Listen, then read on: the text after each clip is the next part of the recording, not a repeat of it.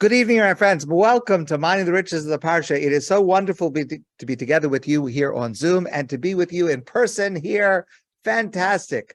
Tonight is Thursday night, May 18th, 2023. Before I begin, I just want to say, of course, a week from tonight, we will not be meeting. It's the first night of Shavuos. But I do want to say there's a lot going on over Shavuos. And in particular, let me invite you here at ADATH on Shabbat, not this Shabbat, but next Shabbat, in the afternoon at 7:15 p.m. We have Mincha, and then Martine Cohen and I will be co-teaching, and our topic is the Ten Commandments. We also have Shalosh Sudot, a nice meal for everyone, and it should be a chance to be able to socialize and to spend some time together and to learn together. We did this last year, and it was wonderful, and we're doing it again this year. So Shabbat afternoon, second day Shavuos, 7:15. We'd love to have you here at ADATH. This Shabbos, there is a special Haftorah, the passage from the prophets that we usually have to connect with the Torah portion, but this week it is a special Haftorah with a different connection. And that's because this Shabbos is the eve of Rosh Chodesh. Rosh Chodesh, the first day of the Jewish month of Sivan, is Saturday night and Sunday, and there's a special Haftorah called Mochor Chodesh. Mochor Chodesh means tomorrow is Rosh Chodesh. So whenever Shabbos is followed immediately by Rosh Chodesh, that means Rosh Chodesh is Saturday night and Sunday. That Shabbos, we have a special Haftorah called Mochor Chodesh. Now, we've discussed a number of times the ways in which the Haftorah is meant to connect to the Torah portion, how it's chosen, and we've seen a few times that when we look for the connection, let's say between the Torah portion and the Haftorah, there is often a simple, superficial connection, and then there is a deeper thematic connection that we have tried to uncover a number of times. So the simple connection to the Haftorah for this Shabbos are the words Mochor Chodesh, and it's in the first line of the Haftorah. Tomorrow is Rosh Chodesh. So since this Shabbos, tomorrow will be Rosh Chodesh, we read the Haftorah that starts with the words tomorrow is Rosh Chodesh. It's from the book of Shmuel, the prophet Samuel, and it's during the reign of the first Jewish king, Shaul HaMelech, King Saul. And there developed tension and acrimony and probably jealousy between Shaul and his son-in-law, David. David was married to Shaul's daughter, Michal. Now, the narrative that we're going to read on Shabbos is mostly about the interaction of David, and his brother-in-law, Michal's brother, Yehonasan. Yehonasan was Shaul's son, David's brother-in-law, and the two of them, notwithstanding the difficulty David had with his father-in-law, the king Shaul, but the two of them, David and Yehonasan, had a very, very great, close love and appreciation for each other, despite, or maybe I should say, fed by Shaul's acrimony and desire to keep them apart. One of the things that Shaul would say to his son Yehonasan, you don't want to be friends with David because he's probably trying to take over from my position as king, and you realize, Yehonasan, my son, if David takes over, you're nowhere. Of course, Yehonasan didn't feel like that, didn't care about that, and the two of them really loved each other and appreciated each other. So, with that as background, the Navi writes Vayomer lo Yehonasan leDavid. Yehonasan said to David, Mochor Chodesh, tomorrow is Rosh Chodesh, v'nifkadati ki paked moshavecha. David, you will be missed as your seat at the palace will be empty. That's how this narrative opens. Yehonasan says to David, tomorrow is Rosh Chodesh, and you're going to be missed because you're not going to be there. It was the practice during the reign of Shaul HaMelech, King Saul, that on Rosh Chodesh, there would be a feast for the entire extended family. It's a very nice thing. And everyone was expected to be there.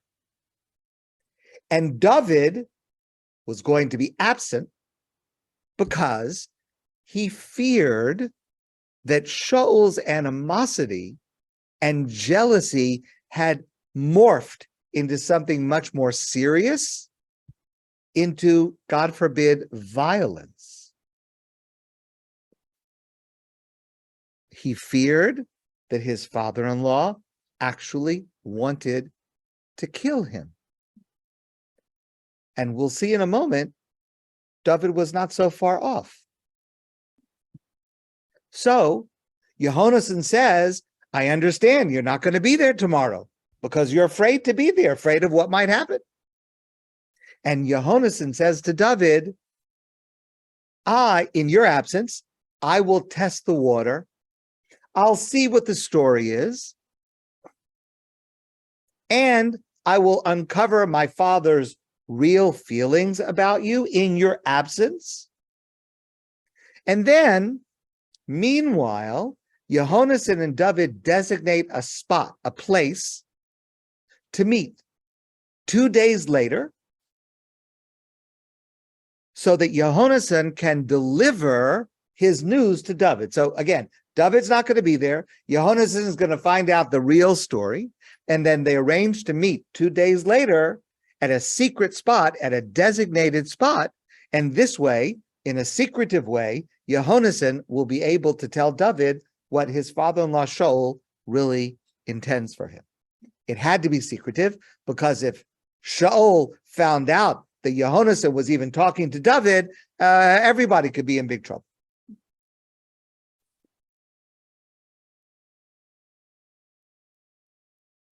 And here's the way they arranged to meet. Yehonasan says to David, Va'ani shloshes hachitzim tzida ora, l'shalach li l'matorah. I will go out, it's like a field, and I will carry 3 arrows, as if I'm practicing archery, something that people do. And I will shoot the arrows like I'm practicing. And then, because of course, if you're the prince, you don't go run over and pick up your arrows and come back and shoot them again. You have a servant who goes and picks up the arrows and brings them back, and then you shoot again. V'hine eshlach hasanar lech mitzah sachitzim. I will send my servant to run after the arrows, and then the servant will bring the arrows back to me. So here's the code. Here's the secret code we're going to have, David. Yehonasan says to him, Im amar omar lanar, hine hachitzim mimcha v'hena. If I say to the servant, it's not so far away, the arrows are closer than where you are. You know, the servant is at a certain distance. Of course, I guess a little bit to the side so he doesn't get hit with the arrows. I mean, you know, that really wouldn't work. So he's a little off to the side, let's say. If I say to the servant, the arrows are closer than where you are, come closer to get the arrows, that is a signal. Uvasa ki shalom lacha. That will mean it's okay. The coast is clear. It's all right. Shaul's not so angry. It's going to be okay. You can come. You can come to the next dinner at the palace. It's going to be okay.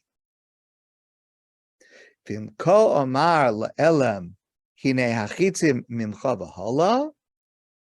And if I say to the boy, to the servant, no, the arrows are further than you, you have to go further to pick up the arrows to bring them back to me, that's the sign that it's not so good.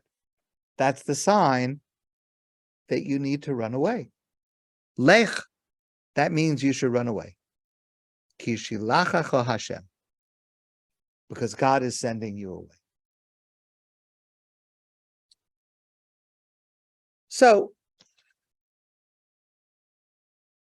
at the Rosh Chodesh feast, the next day, Yehonasan learns through a rather violent incident, Yehonasan learns that his father Shaul does want to kill David. It appears that Shaul suffered from some type of emotional difficulty or mental illness, but he wanted to kill David. And so Yehonasan follows the plan to warn David that he has to flee. That's the narrative. The question is obvious. Why do you have to use the ruse of shooting arrows? I mean, okay, I understand it's got to be secret. So why not just arrange a secret meeting place for David and Yehonasan to meet in secret, and there's no one there? I don't know, find a cave, find a hiding place, and meet there, and Yehonasan will give David the message in person. What's the story with the arrows and the message to the servant? It's closer, it's further. What's going on?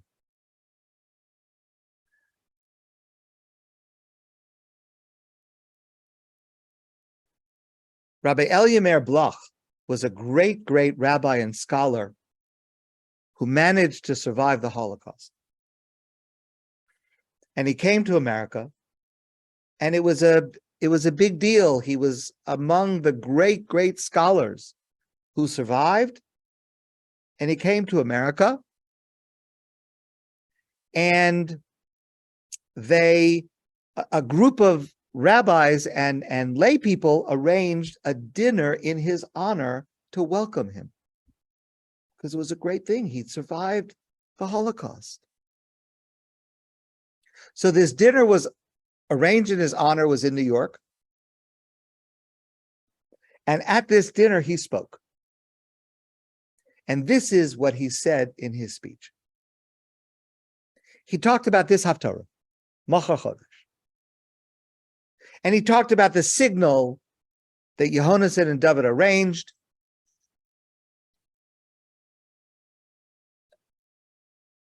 And he explained why did they do this. And the reason he gave is as follows. Yehonasan could have just said privately, secretly to David, run, flee, your life is in danger. That's what would seem to be obvious. But Rav Bloch explained, when a person realizes that God is in control of the world, that everything that happens follows a plan, when one recognizes that, then if a person leaves a place, they're not running away. They have a new mission. They have a new destination.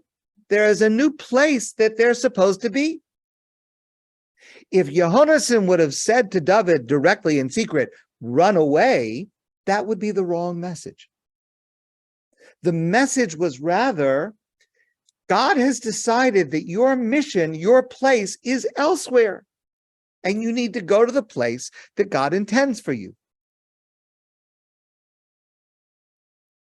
He said to the assembled crowd, Rav Bloch said to the assembled crowd, he said, we, the Jews who survived the Holocaust and have made it to the shores of America, we are not refugees. We did not flee from Nazi Germany. We have a new mission. The mission of living in Europe came to an end, and there's a new mission. We have to come to America and to Canada and to other places and to spread Torah there. This is now our new mission. I didn't run away from the Germans. I received a new mission from God. This is part of God's plan. God wants me to be here.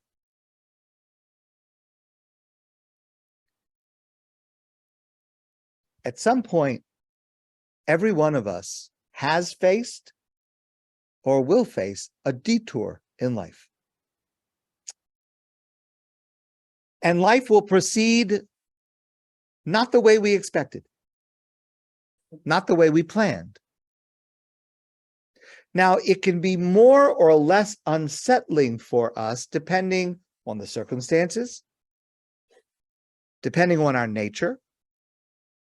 But this is the lesson that we are to learn from this passage, from this Haftorah, which is precisely the message that comes from our following the lunar calendar, observing Rosh Chodesh. Because there are times in life, the life of all of us together or individually, when it appears that we are in retreat. It may appear that the illumination of the moon is declining. It's getting smaller and smaller in the sky. And it looks like it will be extinguished. But that is not the case. The diminishment of the moon is actually the precursor to its rebirth, to its attainment of fullness. That's one of the reasons why we as Jews follow the calendar of lunar cycles, of the cycles of the moon, because that pattern is part of our history and part of our lives. And that's the message of Mochor Chodesh. David did not flee. He did not retreat. David began a new mission.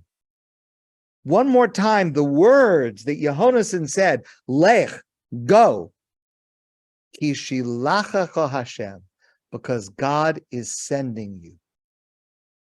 You're being sent by God, Yehonasan says. And as we know,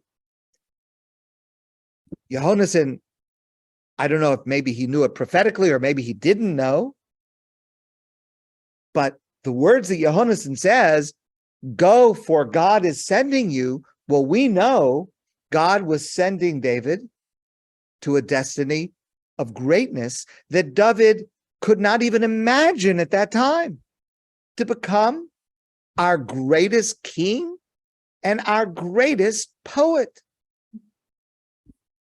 We, facing any waning that we face, we should be inspired by this lesson.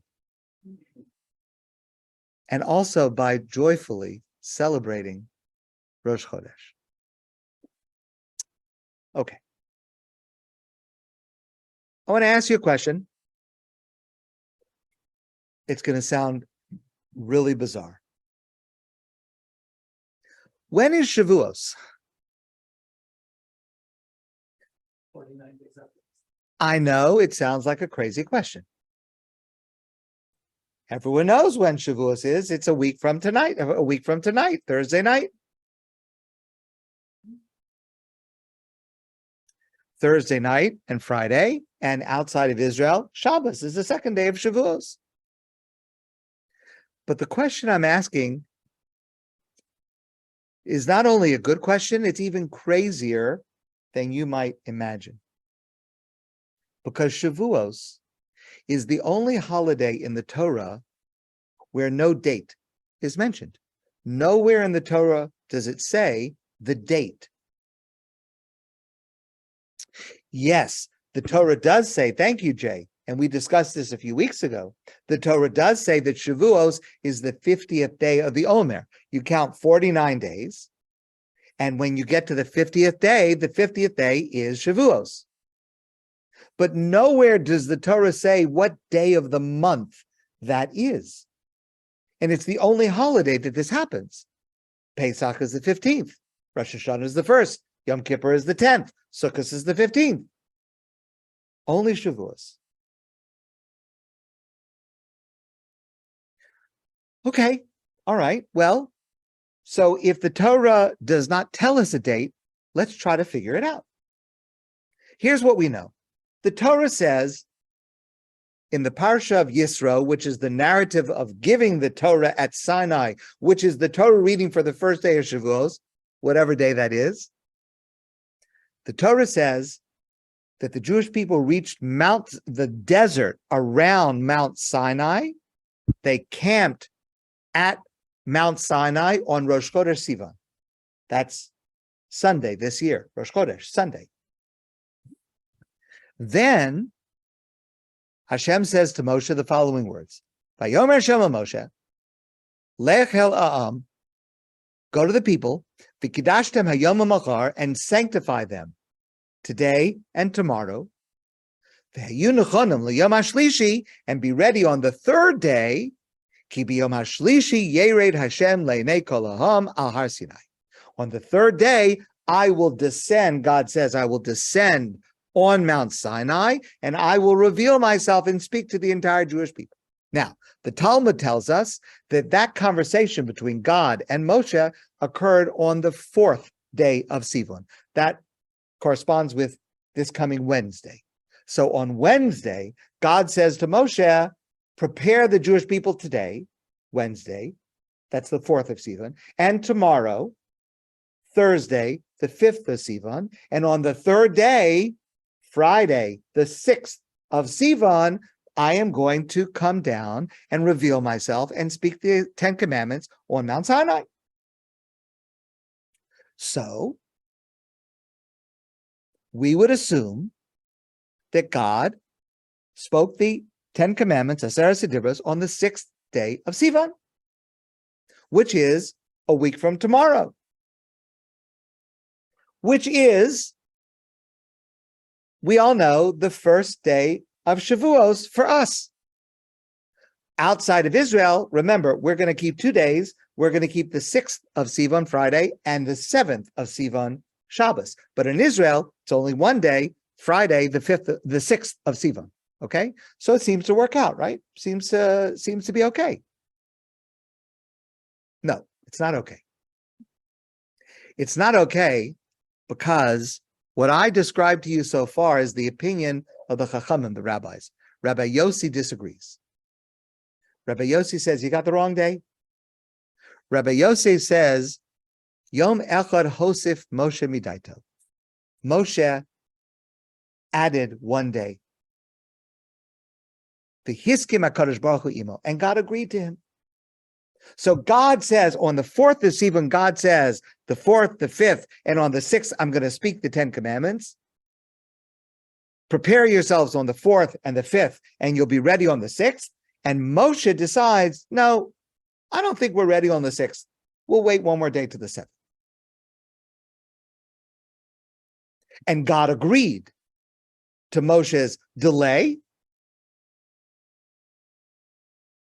and spoke the 10 Commandments on the 7th of Sivan. Now, let's ask a few questions, because this is truly, truly bizarre. Number one, why did Moshe add a day? If God says the 6th is okay, they're ready, why is Moshe adding a day and not listening to God? Number two, why does God agree? I mean, if God first said the 6th, why does God change his mind because of Moshe's reasoning? I mean, Moshe knows better than God when God should speak the 10 Commandments. And also, okay, if we can figure it out, why is no date given? Why not list the date of the month? Okay. Those are all good questions, but we'll leave those questions aside for now, because we have a more pressing issue to deal with. This dispute between the Chachamim, the rabbis, and Rabbi Yossi, which sounds like it's a dispute over what day did God say the 10 Commandments, but it also is related in a technical manner to a matter of practical Jewish law. And in fact, the halacha follows Rabbi Yossi. Rabbi Yossi's opinion is considered authoritative. So what that means is that Matan Torah, God coming to Mount Sinai and speaking the Ten Commandments, did not happen on the 50th day of the Omer. That was the day that God originally said it should be. Count 49 days, and the 50th day, which is the 6th of Sivan, that's when I'm going to speak. But if Rabbi Yossi is right, and Moshe's adding a day makes it the 7th of Sivan, so that means it's not the 50th day, it's the 51st day of the Omer. Shabbos. What in the world is going on? It's not so clear when Shavuos is. So there's an answer given by one of the great scholars known to us as Magen Avram, the classic commentator of the Shulchan Aruch, the Code of Jewish Law. And his answer makes it even more difficult. He says that from here you see that on Shavuos, the second day of Yom Tov is not just an extra day added because at some time in history the Jews were not clear outside of Israel which day was the right day. The second day is actually the real holiday of Shavuos. Now, so it is certainly true that the second day of Shavuos is going to be different than the second day of Pesach and the second day of Sukkos, because, at least according to Rabbi Yossi, the main event happened on the second day, not on the first day. But the Magen Avram's answer is very difficult to understand. No one else can understand this, because what about in Israel? In Israel, there's only one day of Shavuos. It's on the 6th. It's on Friday. You mean they miss the whole thing? They keep one day, and they don't even get to celebrate God speaking the Ten Commandments? I mean, it's just impossible. It's just impossible. And more fundamentally, if Rabbi Yossi is right, that the actual giving of the Ten Commandments happened on the second day of Shavuos for us, which is the 7th day of Sivan, what happened on the 6th? Why do we observe the first day as a Yom Tov? What happened on that day? So I want to share with you an insight of Rabbi Yehuda Amital. He says something, it's astounding, but it is very, very powerful. Rav Amital says, Shavuos is not the Yom Tov that celebrates the content of the Torah. The content of the Torah, what's in the Torah, that came later. Maybe it came the next day on the 7th for the 10 Commandments, and the rest of the Torah, 613 Commandments, and the rest of the text of the Torah, that was given by God to Moshe at Mount Sinai later, over 40 days, and over the next 40 years. What we celebrate on Shavuos is not the content of the Torah, but the connection between God and the Jewish people. The fact that on Shavuos, God spoke and the Jewish people heard directly. I'm speaking to you and you're hearing me, and when you speak, I'm hearing you directly. And that is the way the Jewish people heard God speaking at Mount Sinai. What we're celebrating is the connection, the intimacy, the closeness, not the content of what was said. That comes later. But hold on. What about Rabbi Yossi? Rabbi Yossi says that Moshe added a day. God didn't speak the 10 Commandments on Friday, the 6th of Sivan. So that moment of closeness, that moment of connection when the Jewish people heard God speaking, like I'm listening to you and you're listening to me, that didn't happen on the first day, the 6th of Sivan. It happened the next day, the 7th of Sivan. So what happened on the 6th? What happened on the 50th day of the Omer that year? What happened on that day was truly magnificent. God considered us worthy to receive the Torah. God considered us spiritually fit, spiritually ready for this awesome experience to be connected to God by God speaking the Ten Commandments.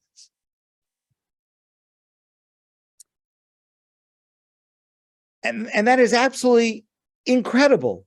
God looked at us, a people who just a few weeks ago had been slaves, steeped in the environment of immorality of Egypt. And God said, you're ready, you're worthy.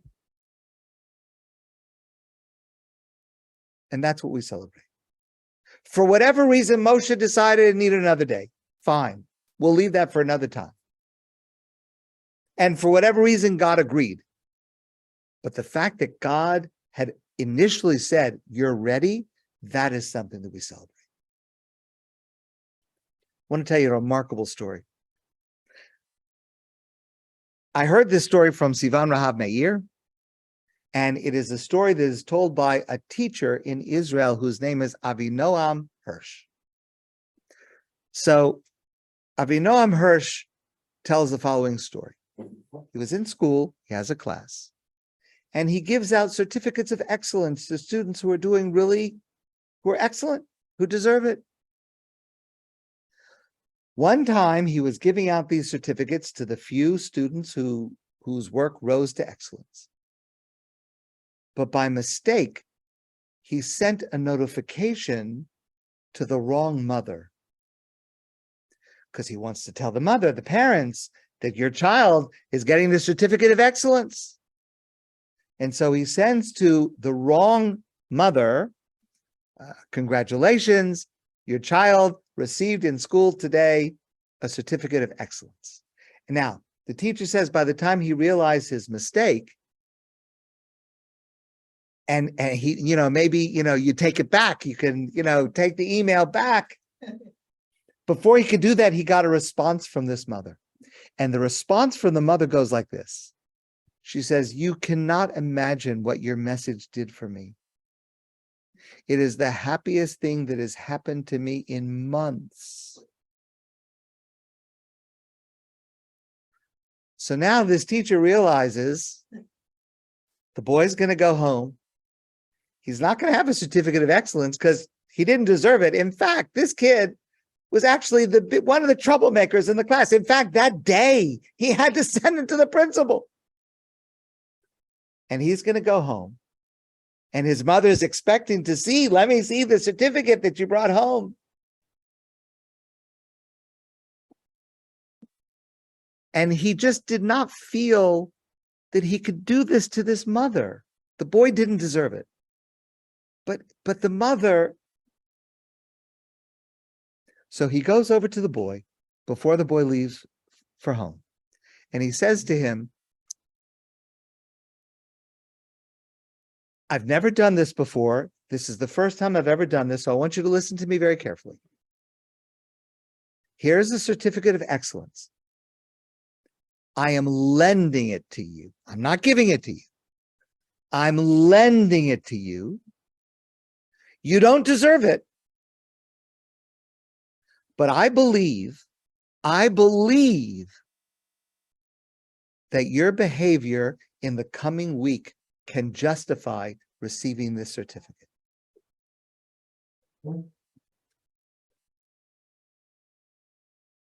And then he told the boy that he had already told his mother that he's receiving the certificate, and he told the boy his mother's response, and the boy's eyes lit up, and he said to the teacher, you have no idea what this means.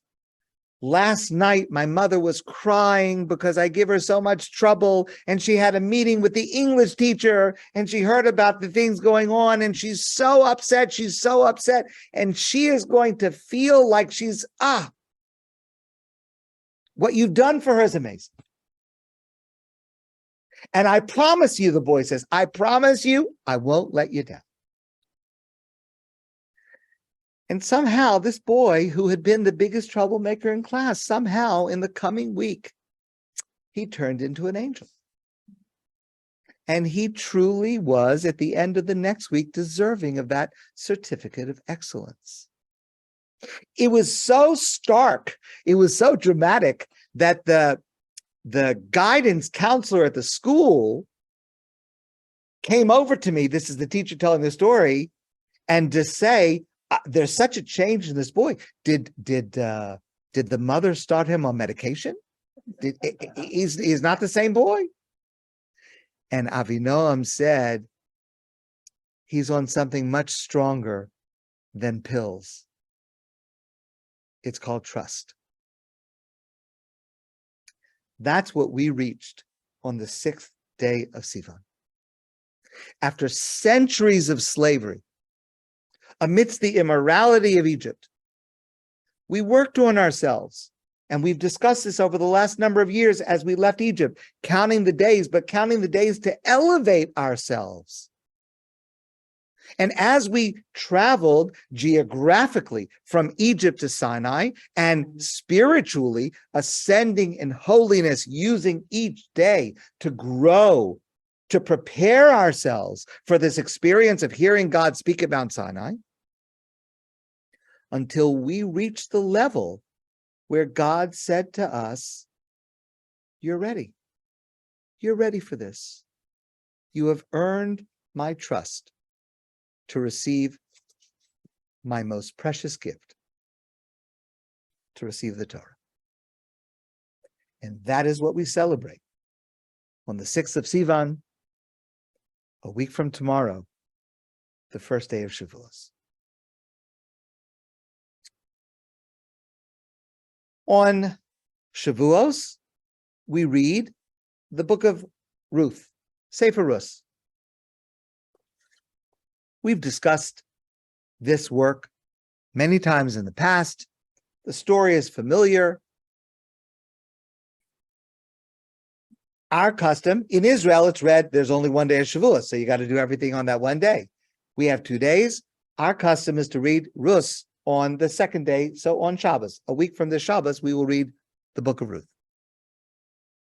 Why do we read the Book of Ruth on Shavuos? So there are many answers that are given. We've discussed a number of these answers, but one of the answers is a very curious statement by our rabbis in the Midrash. The rabbis say, Amar Rabbi Ze'era, Rabbi Ze'era says, McGill Azu, this book, the Book of Ruth, Ein ba lo tuma velo tara velo isa velo heter. There are no laws in it. There are no rules in it. We don't learn anything. Velama nichtava. So why was it written? Why do we have a book of the Torah if we don't learn anything new? No laws, no rules from it? Lalamdacha kamaschar tov lagom lechasad. We learn from this book how much reward comes to those who are kind and compassionate to others. And we read it on Shavuos to understand that the kindness that we have towards others, the compassion we have towards each other, that is the essence of the Torah. That comes first. That's the most important thing that God cares about in terms of our behavior. And the truth is, through the Book of Ruth, there are many, many lessons of kindness, the loyalty that Ruth has to the woman who was her mother-in-law before her husband, Naomi's son, died, and she comes back to Israel with her. Many, many lessons. I want to share 2 lessons that are not so obvious, but I think that they can have a powerful imprint on our lives. So, for many, many years, I've felt this. My personal hero, my personal role model is Boaz. Boaz is one of the characters in the Book of Ruth. And I would like to explain a little bit why I feel so enamored of Boaz, someone that I'm not close, but I want to try to emulate. So the Book of Ruth actually is quite complex. It exists on several different layers. And on one level, It is the national story of the Jewish people at a time that starts with the absence of leadership. You remember, it begins that the leader is a man named Avimelech, and there's a famine. Of course, what is the leader supposed to do when there's a famine? Provide for his people. But Avimelech does not do that. He runs away. He runs away with his family. He leaves Israel to the fields of Moab. Elimelech is a leader who abdicates his responsibility in a time of need. And the unfolding of the narrative on one level is the reestablishment of competent, authentic Jewish leadership, leading eventually through Boaz and to his descendant, to David HaMelech, King David. David is descended from the marriage of Ruth and Boaz. So we have the following scene. Ruth returns to Israel with her former mother-in-law, but she refers to her still as her mother-in-law, Naomi. And they had been wealthy, they had been important, they had been aristocratic, and they come back, they're poor, and they're humiliated because Naomi's husband had done such a terrible thing, and he had died in the meantime. So they come back, and they're poor, they've lost all their possessions, and they have to eat. So the system was, based on the mitzvah in the Torah, what you could do is, during the harvest, those who were poor were allowed to go into the fields, and from the corners of the fields, they could collect. The owner of the field had to allow the corner, the pa'asa sadeh, the corners of the field, for anyone to come and to harvest. And this is how those who were in need would be able to support themselves. So Ruth goes into a field and she's collecting, and it turns out the field is Boaz, and she comes back to Naomi and she says, it happens that I was in the field of Boaz. And Naomi says, wow, that's amazing. Boaz is our cousin. Boaz has the ability to help us in our time of need. Boaz can make this all better. And she says to Ruth, a rather daring scheme, a little bit racy. She says to Ruth, here's what I want you to do. Listen to me. I want you to get dressed up. It's the harvest time. Boaz will be sleeping in the field because he's the owner of the field, to make sure no one steals from him overnight. I want you to go down to where he is sleeping in the field, and I want you to ask him to help us. And we'll see what happens. So Ruth listens to Naomi. She goes down to the field. It's the middle of the night. They have this conversation. Boaz says, okay, I'll try to help.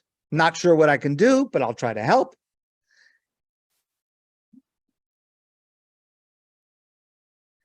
And he says, it's getting light out, and it really would be a little inappropriate for people to see. We're not married to each other, that we're alone in the middle of the night. It's time for you to go home. Vayomer, but before she leaves, he says to her, hold out the apron that you're wearing, and I want to put some food in it so you can take it back to Naomi. So you'll have some food, at least for today.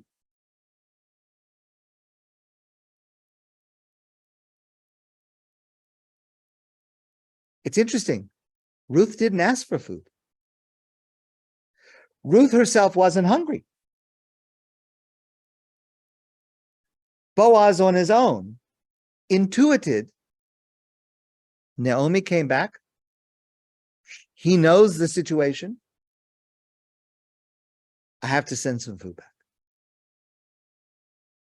And that's an incredible thing. That's an incredible level of kindness where in every encounter, you think about the needs of every other person, not only the person that came to speak to you, Ruth, but there happens to be somebody left at home. That's a level of empathy, a level of consideration that really is astounding. And it's a lesson that we can learn from. When we face a situation where there's a problem, we have to make sure that we're responding to all of the ramifications of the problem, not just the immediate need that someone is asking us for. If someone asks us for help, it could very well be that there are layers of help that are actually needed. There are others involved who may also need help beyond the specific question that's addressed to me. And Boaz teaches us to think in a comprehensive way. And the only way that you can do that is not just to wait until you're asked to help, but to volunteer. If you see a situation where someone needs something, don't wait for them to ask. Maybe they're embarrassed to ask. Maybe they're not going to ask. Anticipate how you might be helpful in advance without being asked. How do you do that? Well, you imagine that you are the other person. And you have to see yourself as the other person and think to yourself, what do I need? What do I wish someone would offer me even though I'm not asking for it? And then provide that without being asked. It's a marvelous level of compassion and kindness. But I want to share another insight. So, Boaz says to Ruth, Lini halayla, right? She comes to him. She asks him for help with their situation. He says, Lini halayla, stay with me tonight. V'haya baboker, and in the morning, I will see what I can do.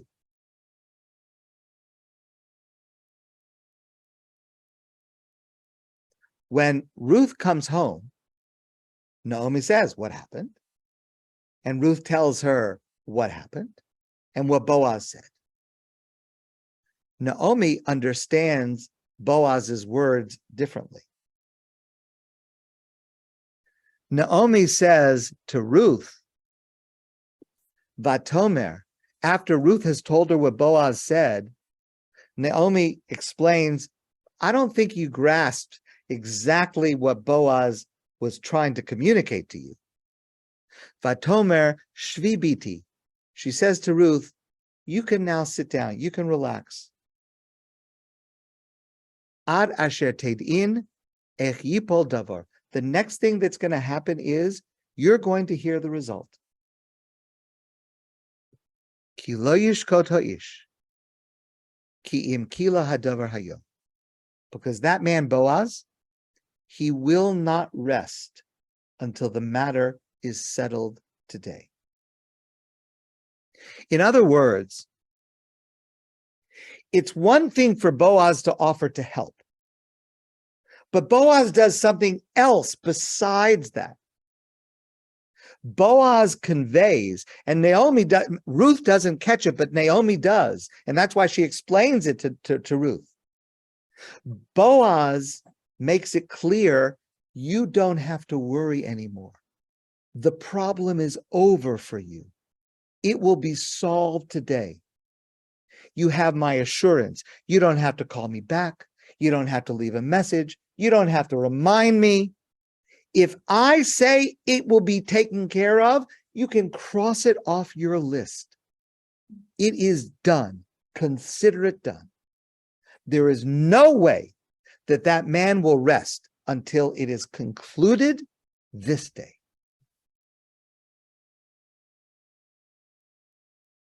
And that's a really important part of helping somebody. Because when a person asks us for help, there really are two parts to it. I need the action or the expertise or the material that I'm asking you for, but I also need the reassurance. When I ask someone for help, and I'm not talking about hand me a glass of water, give me some more cholent, I'm talking about when it's something serious. I'm afraid. I'm fearful. I'm anxious. I need you not just to do it. I need you to reassure me. I need you to make me feel it's okay. It's taken care of. You don't have to worry about it anymore. Not everybody does this. Sometimes a person will provide help. Okay, I'll give you the help. But they don't do anything to assuage the mood, the anxiety. And that part of it is just as important in terms of how the person, the recipient, feels. My Rosh Yeshiva, Rabbi Yaakov Ruderman, of blessed memory, used to say, there's a technical detail in the laws of shchita, of ritual slaughter. There are 10 rules about how it has to be done. One of the rules is 10 things that will invalidate the act and make the animal that is slaughtered unkosher, non-kosher. And one of them is psul shehiyah, a hesitation. You're holding a knife, very sharp knife, and you're drawing it across the throat of the animal. That's how shechita is done. If you have to do it in one fluid motion, forward and backward. If you do this and hesitate and then go further, it's not a fluid motion back and forth. The animal is invalid. The animal is treif. Psul shehiyah. My Rosh Yeshiva Rav Ruderman said, in the midst of helping someone, there is also a psul shehiyah. If you hesitate, I'll get to it. I didn't have time today. I'll put it on my list for tomorrow. When you remind me, I'll take care of it. It's not the same. It's not the same thing.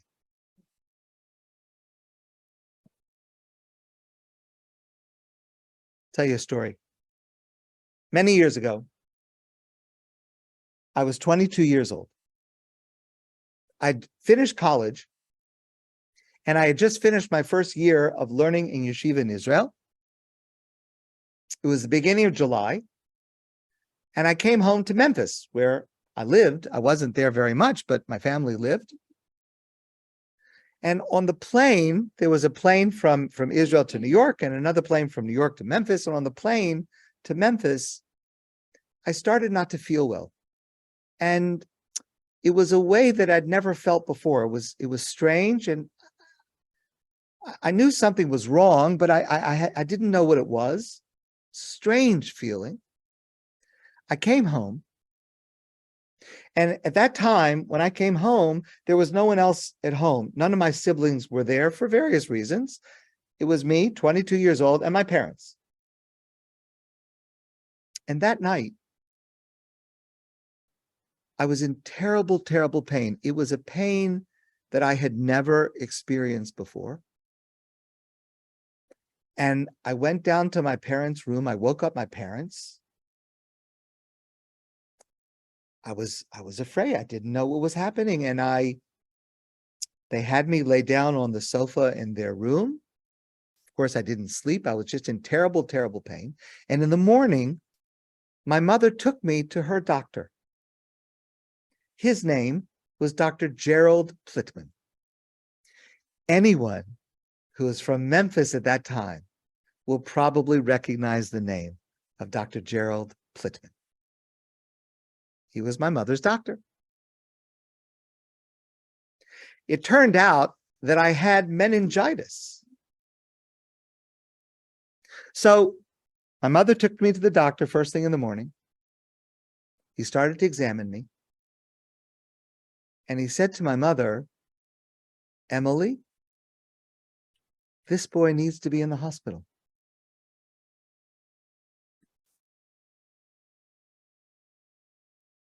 I went immediately. My mother took me immediately to the hospital. I had to have a spinal tap, which is no fun. I was in terrible pain until I finally got morphine, which helped a little bit.